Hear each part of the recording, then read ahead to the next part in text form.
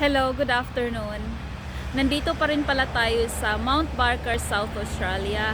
So, gusto ko lang talaga ipakita sa inyo itong mga trees na nasa background ko. Ayan. Yung red trees.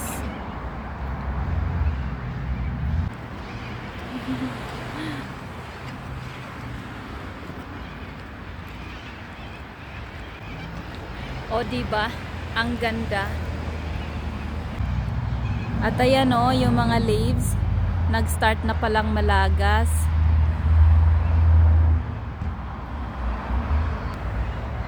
At saka mayroon pa dun ayan.